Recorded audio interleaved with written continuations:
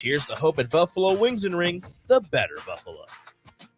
Last year, the average starting pay for an SCC truck driver training program graduate was $44,720. Southeast Community College can now make that a reality in only 8 weeks with its professional truck driver training class starting in October. SCC's fleet of 12 trucks and professional instructors will prepare you for a new career. You'll end the course with your Class A CDL. Learn more about SCC's professional truck driver training class at southeast.edu/truckdriver. SCC, your path to possible. Century Electric is now hiring for experienced licensed electricians. This position will serve around the Lincoln area on both commercial and residential jobs. Century Electric is well established with 40 years in operation. It offers a substantial hiring bonus as well as tons of benefits. For more information or to apply, go online to centuryelectric.com and click the Careers tab or call them at 402-467-5550. Come work for a great company today with Century Electric, whose commitment is always to their customers. Allo knows businesses need reliable communication, both at the office and at home. Now more than ever. Just listen to Bill Mitchner from Lighthouse. Before we'd have breaks in service, especially for internet, but we've never had any issues with Allo. It's always been there and available when we needed it. At Allo, supporting your business is our business. To get your free quote and switch today, visit allofiber.com/workfast or call 402-480-6685 today.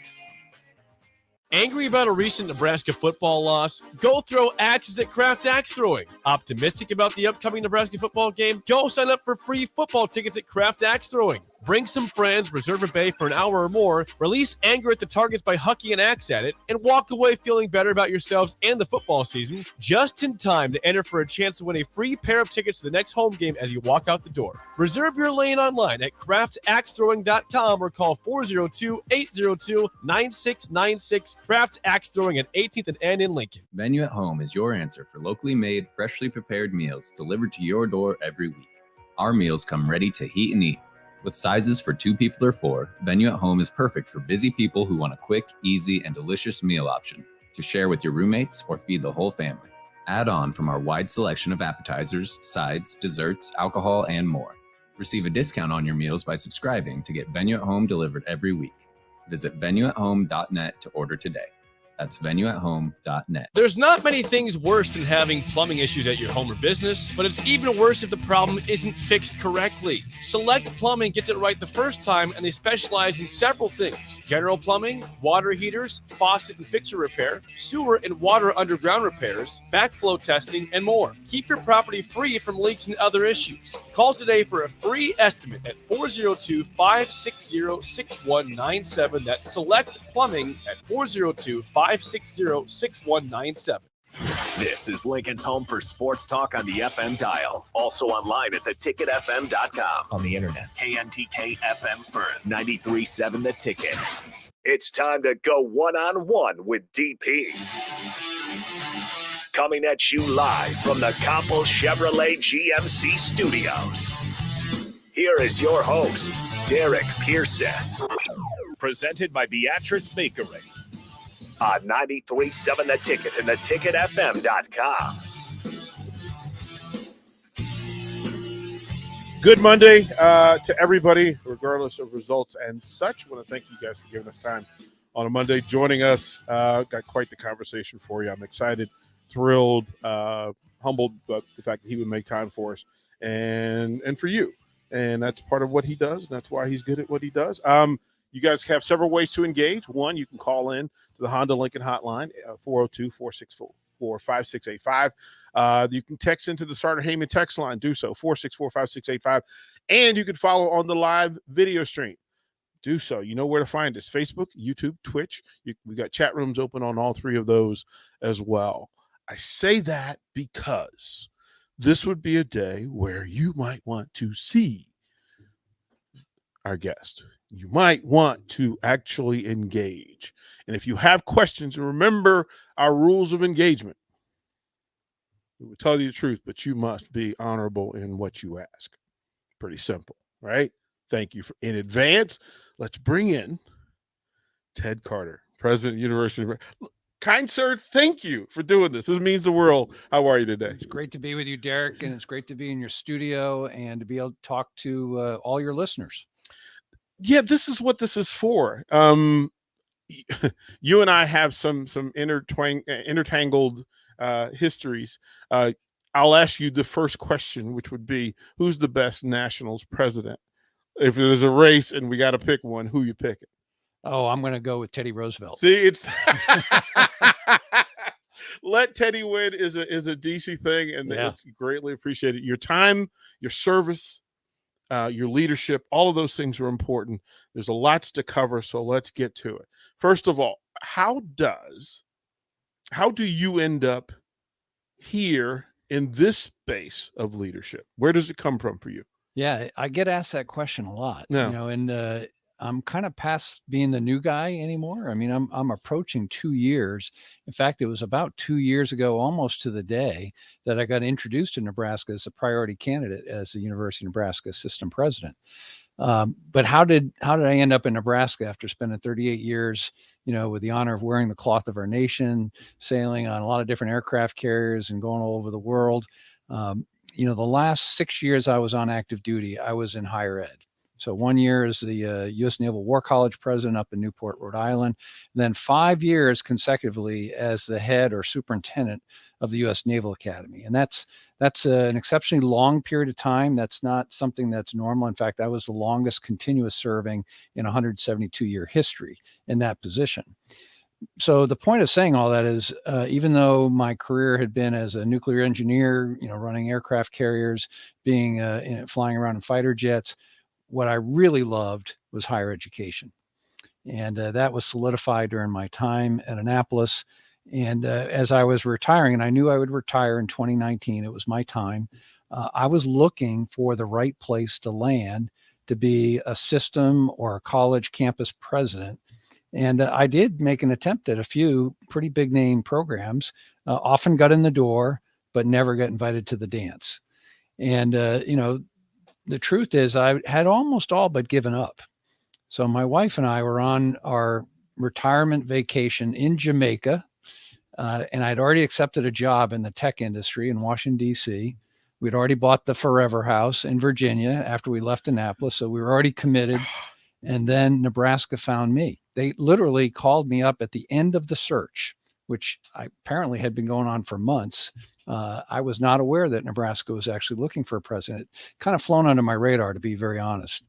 And then the search firm that was helping conduct the search, the head of that search, former president at the Bobcats of Ohio University, Rod McDavis, he called me. And he said, have you thought about Nebraska?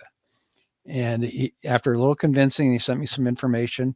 The bottom line is I sent an application the day I got home. And I got a phone call the day after inviting me to come interview. What was the thing about Nebraska that turned the corner for you? So two really big things. First, is the Board of Regents had put together a list of 9 leadership pillars for the university. And I compliment them on this to this day. However they came to those 9 leadership pillars, and those were inputs from all over the state, it was exceptional. And when I read them, and then I read them to my wife, Linda, she even said, that's you. And I said, yeah, I felt like it was speaking to me.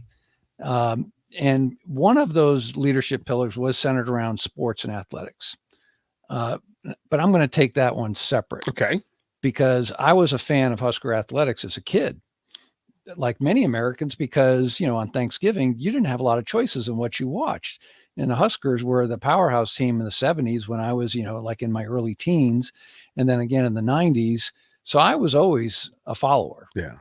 And to be part of a storied program like that, even at the administrative level, was very exciting to me. And as you know, I loved all Navy sports, and I love all sports. Mm-hmm. I played hockey at Navy. So to be even associated with it, and knowing that as assistant president, there are other campuses that also have great sports programs, that was very attractive to me. So those two big things is what was my immediate draw. But I'll be honest with you, I thought there's no way that this state, as historic and as proud as it is ever going to hire somebody that's been in the military for as long as I was, and really doesn't have much of a connection to the state of Nebraska. In fact, we could argue that it's pretty much zero. And you know what? I I'm still blown away by this today. The search committee, the Board of Regents, they were open-minded enough, and they gave me multiple interviews. And after about 2 weeks of detailed interviews, I got the phone call from Regent Jim Pillen, who was the head of the search team, and said, "You're our priority candidate."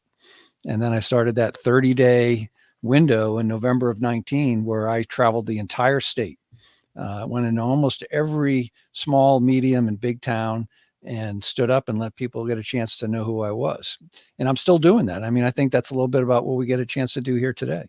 That's fascinating. Like, because again, I've been here 2 years. And the big part of the pandemic that it really bummed me out was that I didn't have the opportunity to reach out into the state and go and expand. So I'm glad you did that. And what are the things that that stand out to you most of the 9 things that they identified? How many of those can you share?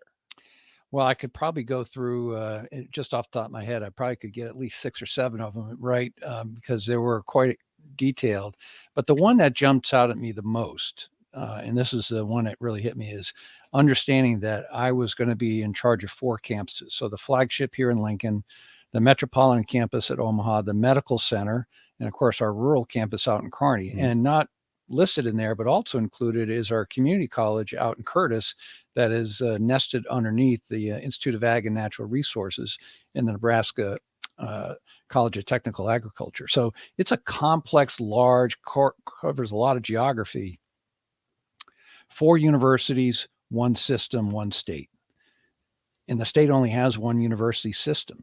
So it's not like we're competing with Florida State versus University of Florida, North Carolina State, University of North Carolina. I mean, one. And I thought, that's a real interesting opportunity. But what I learned when I came here over those 30 days, and of course, I've known some pretty famous Nebraskans and some not so famous that I went to school with at Annapolis, one of whom was my flight school roommate.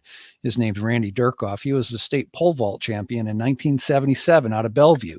Randy was like one of my best friends. So, I mean, he was so Husker hungry, he painted a red end on his flight helmet.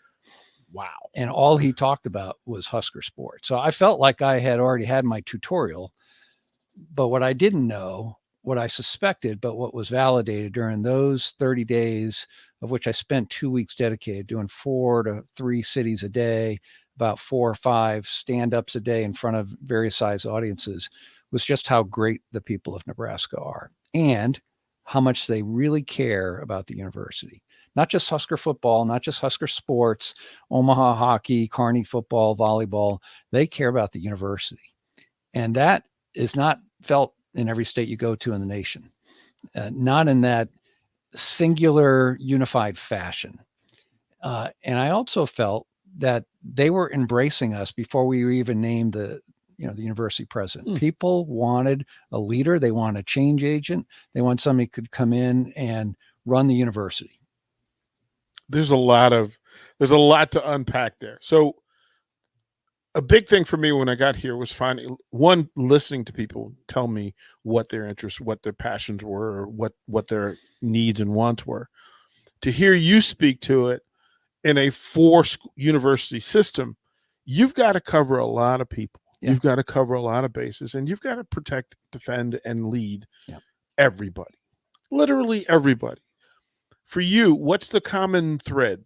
First thing in the morning, the first thing you think about, is it students? Is it professors? Is it community? What is it that is the first thing for you?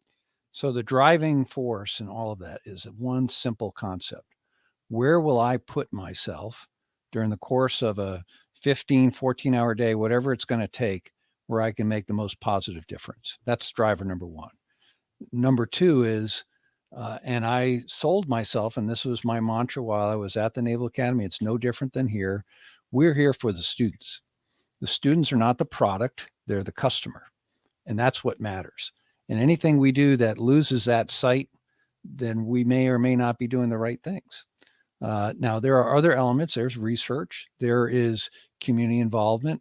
And at the end of the day, I want the success of our students to be what drives the success of the state. So there is clearly a connection between what we do at the university and how we're going to grow, not just the population in Nebraska, how we're going to grow financially, economic development, I mean, I've learned an awful lot since I've been here about what really makes the wheels of this state go.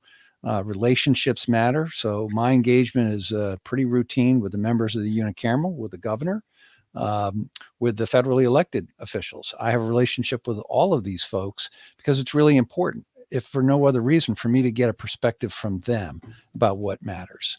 So it's a multifaceted approach every day. By the way, I wake up every day excited because I'm in this job. I'm in a place where I think I can make a difference. And every day I feel a validation that I'm where I'm supposed to be, however it happened. And sometimes, and I tell people this all the time, the thing that's going to happen that's best in your life is the thing that's most unexpected. I can preach to that. I didn't expect to be here doing what we're doing. We're talking to Ted Carter, University of Nebraska president. And as you talk about the directive, you were you were the captain of the Naval Academy hockey team. How much of that is in what you're doing on a day-to-day basis for the University of Nebraska? All of it. All of it. It shaped me. I don't stay at the Naval Academy. I'm gone in the first year if I'm not playing a sport. I mean, that's what kept me there. I mean, the first year as a plebe or a freshman is not a pleasant experience, and it certainly wasn't in 1977. I made the hockey team as a freshman. I became part of a team, a brotherhood. We played for each other. We fought for each other. I loved playing for my wingmen to the left and to the right, and that molded me. You know, I was an athlete in high school. I never dreamed I'd be able to play any sport at the collegiate level. And I was one of those kids that was a late bloomer. I was an okay hockey player in high school. I was actually a basketball player for a while. I ran track, played soccer. To be able to play a sport like hockey, you know, at 18, 19, 20, and 21 years old, where I actually grew 3 inches and put on like 25 pounds, it was my time. And that's part of what kept me there. And to be able to be the team captain, kind of that player coach for that age, is what shaped everything I did in the Navy. It shaped what I did running the Naval War College, the U.S. Naval Academy, and even here today. How much of that, all of those places of leadership, where leadership is a part, not only a part of the blood, but it's a part of every narrative that's spoken, right? That you have to be better than directive, purposefully moving forward and up. Right. That's, you know, my Naval Academy father-in-law, forward and up were the phrases that he would always say. For you to come to the University of Nebraska with its maybe change of focus and priority, maybe it's not quite the same. How do you move Nebraska's place to where you think it better fits them? So there's more in common than different. Okay. That's the first thing I would say. Okay. The how-to, the what's, how the wheels move is very different. So size and scale. The Naval Academy is about a 330-acre campus, relatively small to, you know, the thousands of acres we have here. I had about 50 buildings. We have almost 1,000 here, 4,400 students, about 1,800 faculty and staff. So multiply all that times 10. Everything here is a factor 10 and multiple places. Yeah. That's just the physical numbers of it. But the how to get it moving in the right direction and understand what really upward trajectory is and what it means and where your vision is to take it, they're exactly the same. Okay. You lead by empowering others to do their job, not telling them how to do it. You make sure they're resourced right. You make sure they've got the right background. Make sure they have the right, what I call commander's intent. And I learned that being an admiral on an aircraft carrier where I was in the Persian Gulf, operating as in charge of 20 different ships, many of whom were not within hundreds of miles of me. But yet I had to impart my influence on those ships. And that was done every day with this idea of commander's intent. You tell them what right looks like and then let them go after it and get it. And then how you deal with the other parts that influence what get us to that upward trajectory, that ultimate vision. And I call those the circles of influence. And there are so many. And the ones that are here in this state are, some of them are obvious and some of them are not so much. So, you know, I mentioned the unicameral, I mentioned the governor. You can't move forward with the university system without them understanding you, the taxpayers of the state. Again, I mentioned them earlier about how much they care. The students themselves are a big circle of influence. Their parents are a big part of that influence.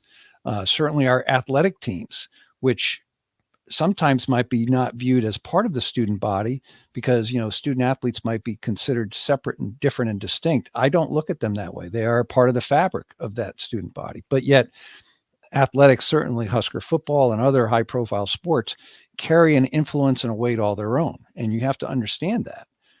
I go back to George Mason getting into the Final Four in basketball. We're talking about, what was that, about 18 years ago? Right. Their enrollment grew times 4 after they went to the Final Four. My daughter went there. That's why I know this. And I mean, I watched that phenomenon, and you can see that happens in certain elements here. I mean, certainly Husker Athletics has seen that happen. I mean, we're a top 10 athletic department program just on the flagship here in the country, just by virtue of who we are.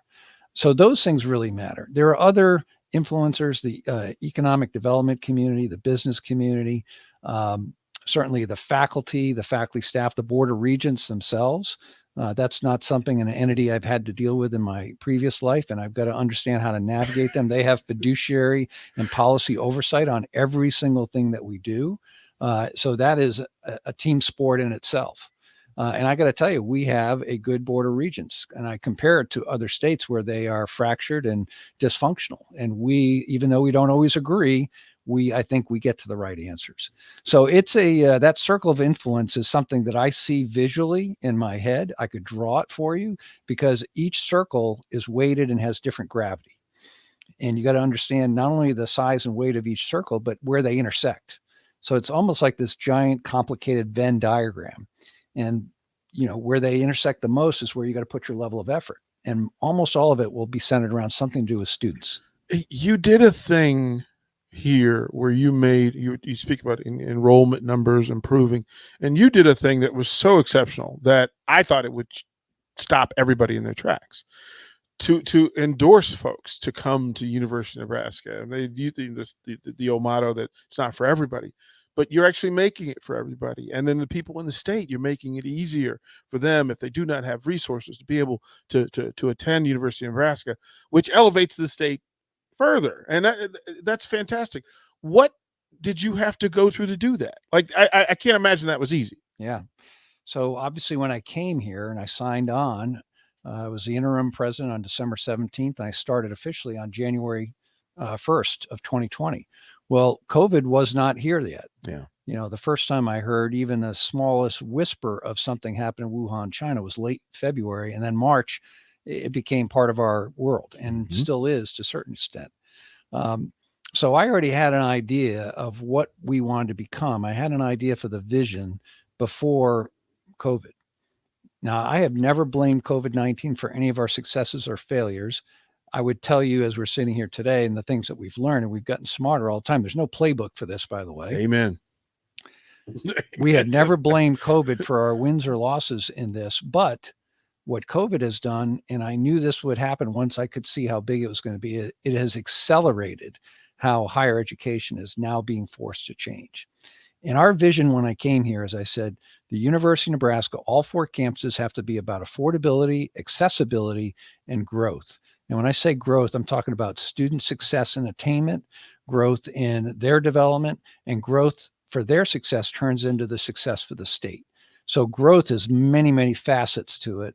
How we were going to get there, in what order and what time, all that did get changed once COVID hit. So that's why, as you point out, in the month of May of 2020, where most universities would have taken a year to 2 years to do the announcements that we made just in that month, we pivoted, and we pivoted fast and hard. We did dynamic changes that we knew were needed. So the Nebraska Promise, free tuition for those making $60,000 adjusted gross income or less. I mean, that was a game changer. We had 7,000 students sign up in the course of 45 days. We took the cost of online education, and I got here, I had like some big questions, like, why does it cost so much to take a gen ed course at any of our campuses? It was more than it costs to do in person. I said, that's just not right. So I already had that in my head. And then when I realized more students were going to be taken online, I said, we're going to get it all fixed. So we flatlined it. The same cost per credit hour in person versus online. That was a 7% reduction in Lincoln, 9% in Omaha. And then the tuition freeze. We were the first major university in the country to declare not a 1, but a 2-year tuition freeze. And that's starting to show itself a little bit more, and I'm excited about that. We changed the schedule to minimize what we thought would be a rise in the fall or the cold months. And quite honestly, the biggest declaration we did, and then we did this in May, we said, we're going to be open in the fall of 2020. It was Purdue, Notre Dame, and Nebraska were the first 3 to declare that. And that was with a lot of imperfect information. And we had a plan. I mean, we already had it drafted out. We worked with our partners at the Med Center. The chancellors are on board. And I said, we've got to figure out how to safely bring our students on campus and give them the in-person experience. By the time we do this, people are going to be so tired of living off of Zoom and remote education, we're going to lose a generation of students. I calculate that if we had not done those 5 things, we would have lost 5% of our enrollment, maybe more, and we would have taken us more than 10 years to recover. Because the honest truth is we only have a certain population that we can dip into that's going to come to the university. Yeah. I want to open that up and I want to expand it. But at the end of the day, you're going to be relatively limited just because you only have so many high school students that are graduating. We're going to have to look at how we attract more out-of-state and international students at some point, but that strategy is more into the future. We want to make sure that we captured the Nebraska students, which we did. So we grew enrollment in 2020 by over 1,000 students, and that's not a huge number, going from 51 to 52,000 system-wide. But given the conditions that we had, we were one of the few, if not the only, Midwestern major university to actually grow. There's so much to this, and I knew when you agreed to do this that there's zero chance I could cover everything I want to talk to you about, and that's true. You've kindly submitted to allowing this to go into the next segment. Greatly appreciate it. I also, producer Nick is a student, and I would be remiss if I did not give him a chance to ask you a question. As he gathers and grows, when we give him time to prepare himself, the text line is active and sending the rewards. Folks are complimenting you on 1, your appearance, 2, your direction, and 3, your leadership. We'll throw it to break. When we come back, more one-on-one with Ted Carter, president, University of Nebraska. We'll do that next on 937 The Ticket. Download our app by searching 93.7 The Ticket in your app store. You're listening to One-on-One with DP on 93.7 The Ticket and theticketfm.com. Not all championships come with a trophy. Some help save lives. If you'd like to be on the team that kicks cancer's butt, come to Buffalo Wings and Rings in Lincoln this fall and support their Cheers to Hope campaign. Every Cheers to Hope koozie or ACS chicken ringer you buy supports the American Cancer Society and their fight against cancer. Sounds like a win to me. You get great beer, the best chicken sandwich in the league, the chicken ringer, and you're helping fight cancer. Cheers to Hope at Buffalo Wings and Rings, the better Buffalo. Allo knows businesses need reliable communication, both at the office and at home. Now more than ever. Just listen to Bill Mitchner from Lighthouse. Before we'd have breaks in service, especially for internet, but we've never had any issues with Allo. It's always been there and available when we needed it. At Allo, supporting your business is our business. To get your free quote and switch today, visit allofiber.com/workfast or call 402-480-6685 today. The weather has changed, and now it's time to adjust your footwear to change along with it. Stop into Brown's Shoe Fit at 66th and Q to get ready for cooler temperatures and fashion trends. They're stocked with Hey Dudes, Brooks, New Balance, Danner boots, Keen or Merrill hiking boots, and plenty of other options. Plus, they have Nordic beach jackets and Bindle tumblers to take to the gym with your new athletic shoes. So get to Brown's Shoe Fit today at 66th and Q.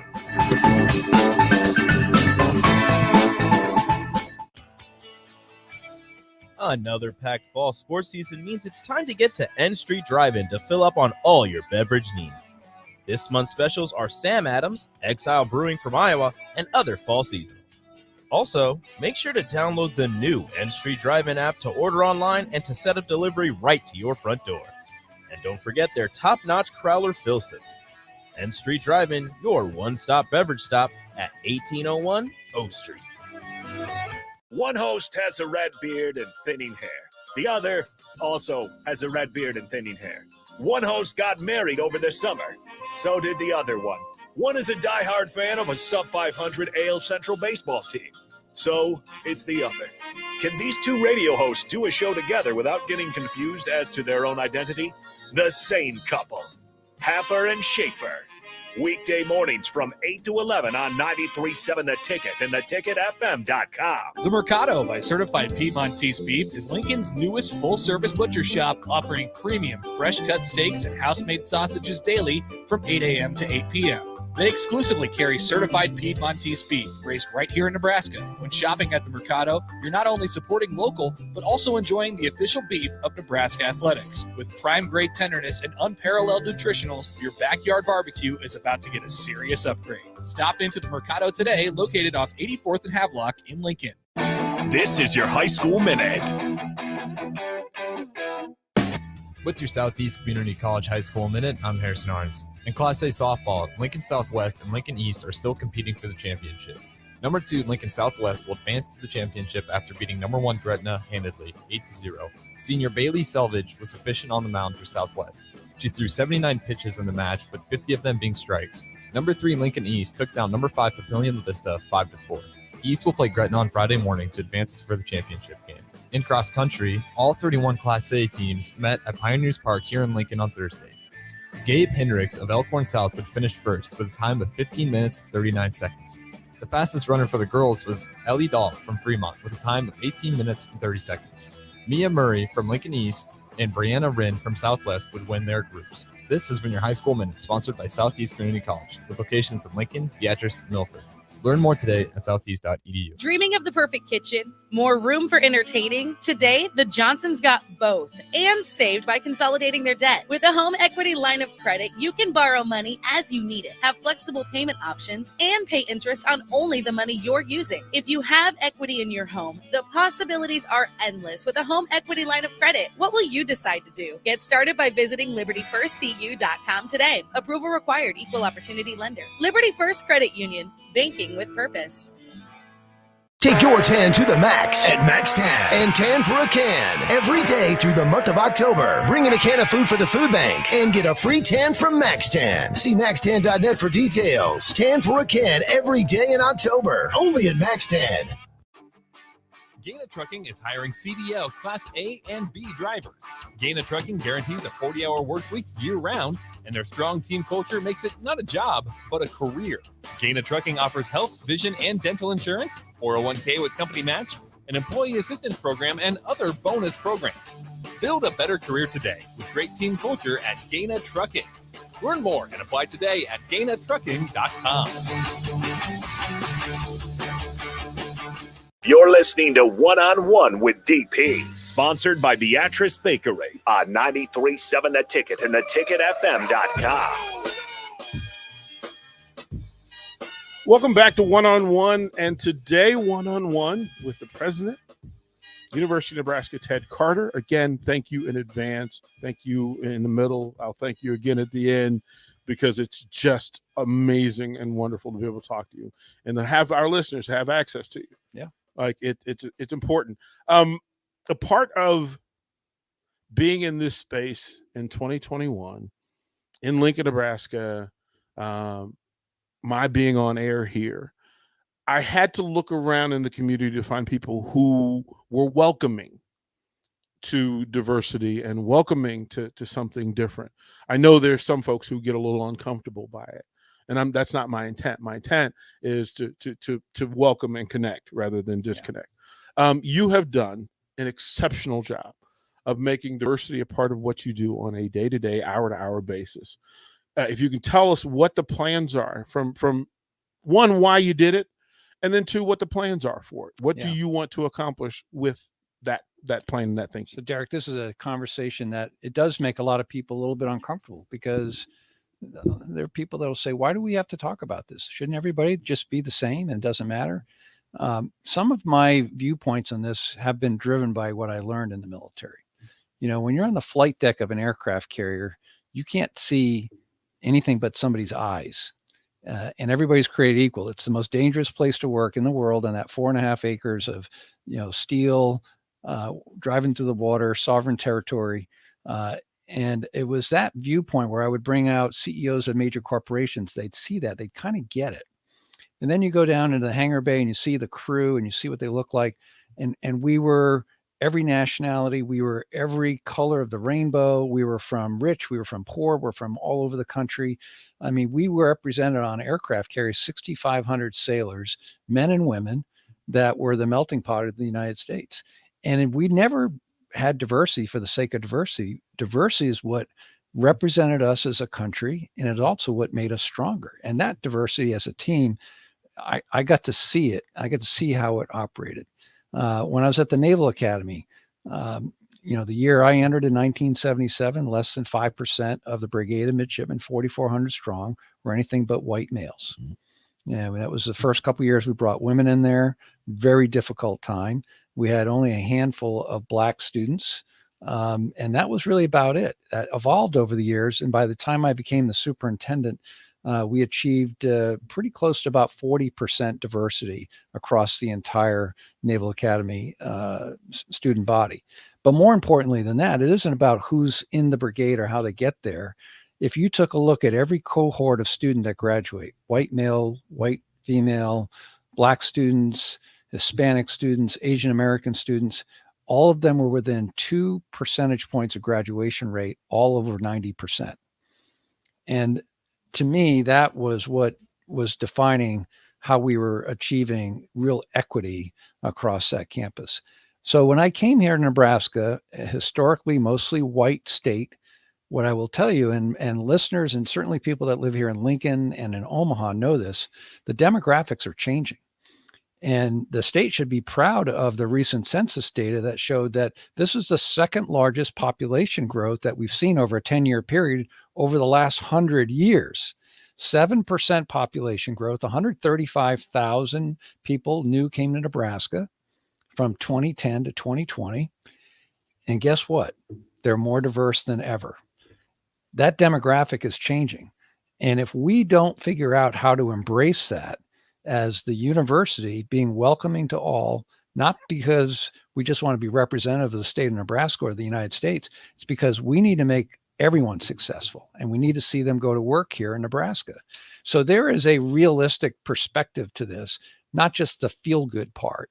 And I just believe in it. I mean, you can tell I've lived it.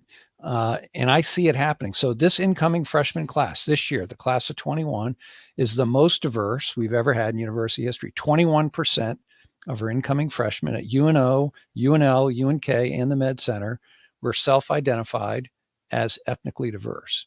That's a big jump. That's almost a 10% jump over where we were 12 years ago.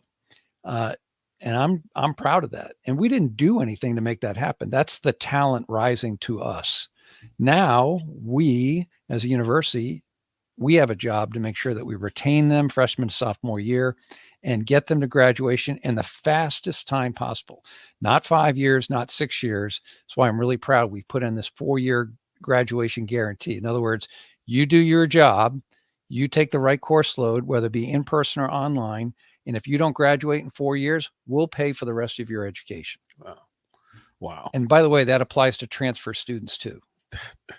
Yeah, no, that news needs to get out. President Carter, we talked about it. It's on the text line, so I'll read the text to you. It says, please, would you up the under 60 free tuition to $70K, please? Your thoughts, sir? Yeah, we spent a lot of time analyzing where to put that line to say this is where we think the free tuition line should be. By the way, 60,000 is above the household medium income here in the state of Nebraska. Okay. We know that line moves. So we made sure it was above that line. I have heard that criticism or that comment before, hey, couldn't you go to 65 or what about 70? Here's what I would say to anybody thinking about that. Apply. There's a federal aid application, apply to that, apply to the university. Our admissions people will work with families, will work with you. About 75% of our students get some amount of federal aid or financial aid. So there's no hard line here. We can find ways to make people successful. Yeah, and that's a great response to it. This one from the text line, Admiral Carter. Curious if you ever served or flown on the Independence or Kitty Hawk. I was stationed aboard both those lovely ladies in the '80s as a member of the flight deck. Sir. So great question. I don't know who asked that, but Yeah. thank you for your service in the United States Navy. So I have 2,016 carrier arrested landings. I have the most of any American in history. I did that over about 35 years. I reached my 1,000th carrier landing at the age of 32. That was less than 8 years of flying. That is also an American record. And by the way, for people that like, well, what does that mean? 1,000 carrier landings? I mean, I parked my car. Do we count those too? No, what it means is it's the most dynamic, difficult thing you can do in a tactical jet airplane is to land on top of a moving, pitching flight deck. And 1,000 carrier landings is a career milestone. It's like 3,000 hits in baseball, to kind of put it in perspective. My very first carrier landing was on board the USS Kitty Hawk. Wow. 1983, September of 1983. And the aircraft carrier that I have the most carrier landings on is the USS Independence, CV-62. So I flew on Indy from 1986 when she was a training carrier in San Diego. And then I deployed on her 3 times to include moving her from San Diego to Yokosuka, Japan, where she replaced the coveted USS Midway, my first aircraft carrier I flew off of in the F-4 Phantom. All of my landings on Independence are in the F-14 Tomcat. See, I just again, the family voice is in my head, so I'm hearing all of that. Sir, I'm a former Marine now in the National Guard. Could the Navy please beat Army this year so I can stop hearing about it? Thanks. Yeah, I'm obviously I'm a lifelong Navy fan, card carrying. They're struggling this year, quarterback issues. They almost fired their offensive coordinator, Ivan Jasper. They brought him back. Here's what I will tell any Navy fan that's listening today. Navy's playing their heart out, and they're going to give Army a run this year. Beat Army. Army. It's in there. I would, Nick, kind sir, if you would. Here's your opportunity, sir. Mm-hmm. Yeah, it's excuse me. So I'm a junior for the journalism college. So I'm double majoring in sports media and broadcasting. And with the journalism college, it's extremely hands-on. First of all, I want to hear why is hands-on learning so important. But then second, it's not even a question. It's more of I want to say thank you, because the way that Nebraska as a whole university handled everything that's happened, it was hard to learn something about journalism and broadcasting in this industry without hands-on learning, because that's the best way that we learn. And it's a project-based college with module projects and all that hands-on stuff. So I want to say thank you for how you guys attacked this and how we got back to in-person and hands-on learning so quickly. But then I guess we can phrase that into a question is how is hands-on learning so beneficial? Yeah. For like a major like sports broadcasting, for example. So Nick, right? Yeah. Yeah. Great question. Congratulations on being here, being in this job. Appreciate it. You're obviously immersed. Thank you. And taking your education into an applicable level that is exactly what we're looking for. Now, I'm going to let you in on a secret. A lot of people don't know this. So when I was at the Naval Academy from 1977 to 1981, I played hockey all 4 years, but I was also into journalism. I was the editor-in-chief of the only publication of the U.S. Naval Academy called the Log Magazine from 1980 to 1981. 2 years. I was the editor as a junior, as a senior. Made my mother, an English teacher, very proud. And it took up an incredible amount of my time. But the point of that is to tell you that that type of immersive experience is what made me appreciate, how you take an idea like writing and being effective in communication to that next level. I went to Top Gun in 1985. This is right as they were filming the movie. So I was there when Tom Cruise showed up and Tony Edwards and, the whole team. That was only a 5-week program in 1985. But in that 5 weeks forever changed my life, because it was all about teaching and learning. But the learning was all immersive. So a lot of people would say, well, you're just flying a fighter jet. It's all tactics and training. No, it was really about the learning. And I took that to be an educator, even through applications like flying jets or doing nuclear engineering, starting up a nuclear reactor, operating aircraft carriers, and then taking programs like running the Naval War College or the Naval Academy.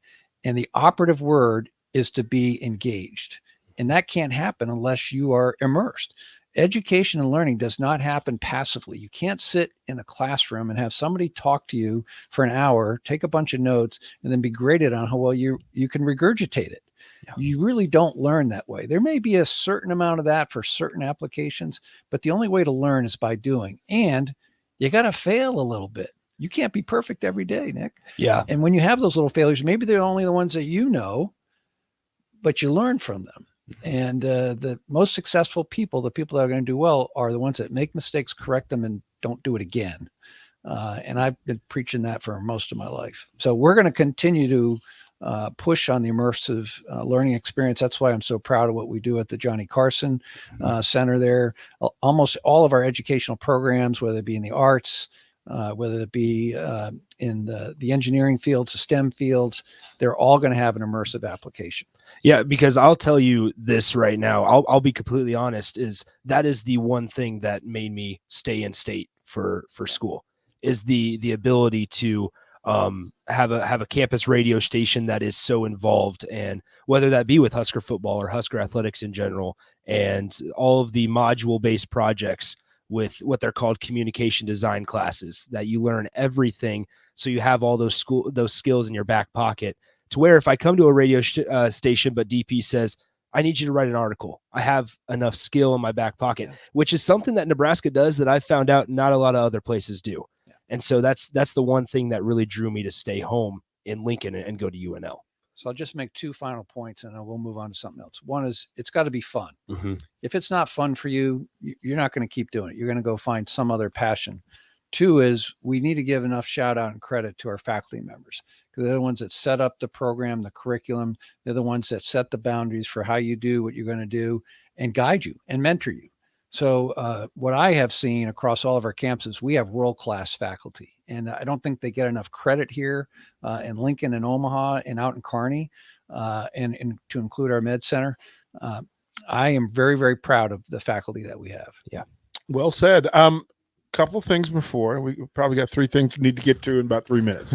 So first of all, message to Husker football fans, sir. Yeah, my message to Husker football fans is, first of all, I am just like you. When you hurt, I hurt. I'm watching the same games, whether I'm on the sidelines in the stadium or watching on TV. So, and you know, it's challenging. It's certainly frustrating after a weekend like this weekend. But I'm a glass half full guy. And I'm going to keep a certain sense of optimism that we will turn the ship around and we will find a way. There is no doubt that we're having a tough time right now. We need to figure out how to not just change the little things, but how do we get from, what seems to be the one or two key plays to changing the mindset of our team and our coaches that we can win every game and then do it. And that may not seem like, a small thing, because it's not. Winning is hard. Yeah. And I know all the people involved here, from our athletic directors to the coaches, to the assistant coaches, the offensive and defensive coordinators. We have good people and they're passionate. They care a great deal. They know they're carrying the weight of the state on their shoulders and they're doing their very best. So I try not to ever make it personal to anybody. Sports is a real passion here in the state. And, quite frankly, the fans of Husker Nation right now, when it comes to football, quite frankly, I think deserve better, and we got to do better. So that's how I feel about it. That's unfiltered, unvarnished. And I do believe we're going to get there. I still believe that. President, what can 93.7 The Ticket and its staff do to help engage your young people who want to do this thing as a profession? Well, first of all, you guys have a unique gift here. You have the ability to reach out and influence, inform, entertain, give people their voice by calling in and asking questions. But here's what I would ask. put the information out there. We are about the most open and transparent university there is in the country. We have so much information on our web pages. It's all right there for anybody that wants to know or ever has a question. I get questions sent to me to the university, and we answer them just so people know. But for you as the head of a radio station, be an ambassador for the university. It is our only university. And I tell people all the time when they ask me, what can I do? I said, know our story. Don't be afraid to tell it. This isn't bragging or just saying only the good stuff. We have our warts and we're not perfect, and we work on those, but we have to be able to tell our story and make people feel inspired to want to be part of this amazing team.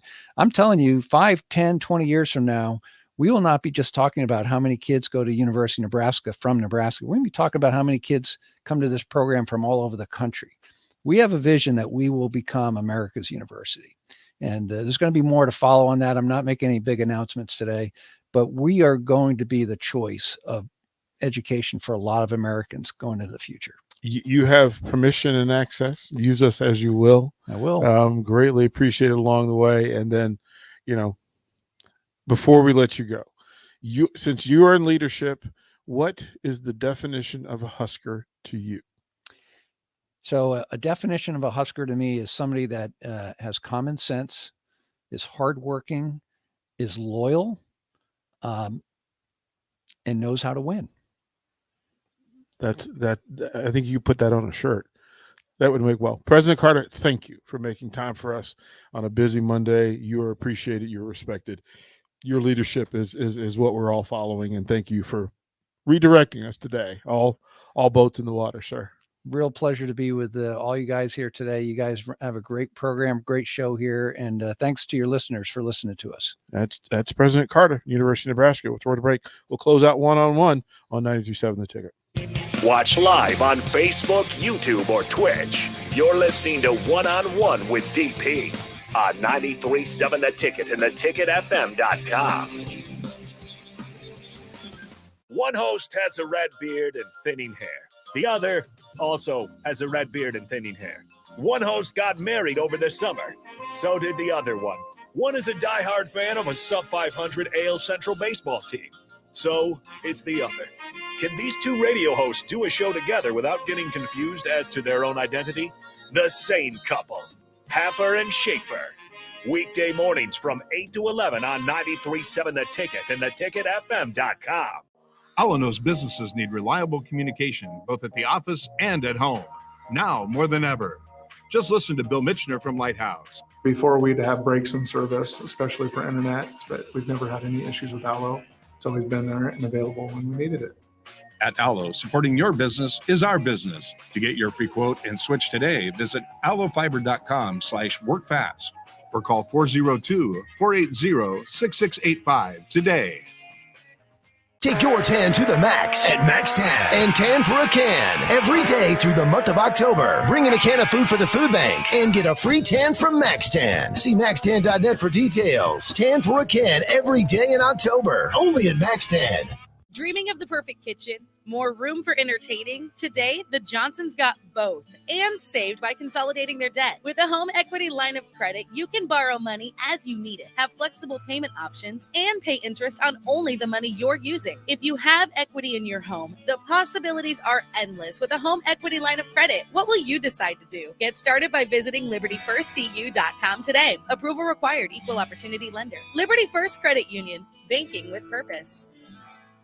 The Mercado by Certified Piedmontese Beef is Lincoln's newest full-service butcher shop, offering premium fresh-cut steaks and house-made sausages daily from 8 a.m. to 8 p.m.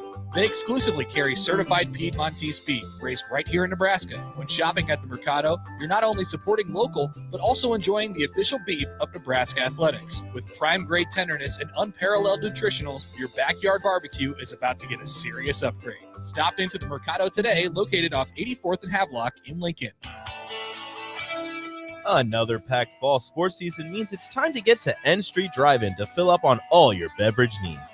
This month's specials are Sam Adams, Exile Brewing from Iowa, and other fall seasonals. Also, make sure to download the new N Street Drive-In app to order online and to set up delivery right to your front door. And don't forget their top-notch Crowler fill system. and Street Drive-In, your one-stop beverage stop at 1801 O Street.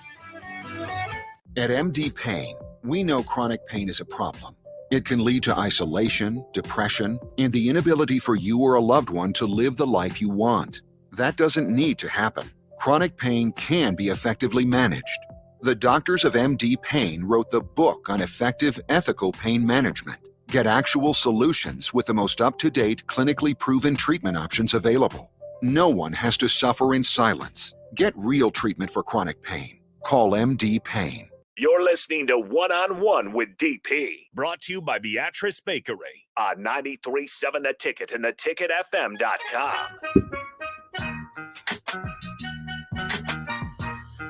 Welcome back to One-on-One, 93.7 The Ticket. And again, I want to thank President Carter for coming in, making time for us. Didn't have to, but he made time and gave some good love to Husker fans and the community, because it's necessary. And we could have gone for another 3 or 4 hours, and I don't think we could get to everything we need to or want to talk about. But a lot there in the fan message, a lot there in the in his leadership. And, he's a Navy guy, so that certainly didn't hurt. I do want to kind of redirect your eyes for a second. That if you're on the app or if you're on the website or if you're paying attention to the intro to the show, we have a title sponsor for One-on-One. And let me just say this. I'm thrilled, absolutely thrilled that the folks from Beatrice Bakery, welcome to our world of yum, is the official sponsor of One-on-One. And to tell you that I'm more excited about what they are going to do for you, because we are going to engage with you folks in a way that we have not before, to be able to send love out into this community from the folks at Beatrice Bakery. And we're going to do that, and it should start pretty quickly. But I'm thrilled that they've agreed to partner with us in this thing and to have this relationship happen. Imagine every weekday throughout the course of the shows of days that we will, in fact, pick somebody in the community to receive love directly from Beatrice Bakery. In some cases, you'll be able to pick those items. Some cases, we'll have the staff pick items from a basket. Each on-air talent person will have their own basket with their items. But we want to thank those folks, because they're going to allow us to spread love and put it out into the community. They are one of the nation's best, and they happen to be here in Nebraska, and we want to highlight them. We want to engage with them. We want to celebrate them, and they have agreed to help us do the things we want to do with this show. More than honored that they would choose us and allow us to do that. From the text line, I spend way too much money in that bakery every time I go. Love it. Yeah, it's some pretty amazing stuff that they've got, and we will highlight some. We will share some. We will enjoy all of it. That's kind of how we're going to do this. So, top of the hour, old school. Jay Foreman is not well today, so we're going to take a day and chill, bro. Yeah, we got you covered. At 4:00. Husker baseball assistant Lance Harvell. 4:30. Husker basketball assistants, plural. We got Luca Virgilio, Buzzy Carruthers, Matt Abdelmasi. The show is going to be wild. A smoker. Stay tuned.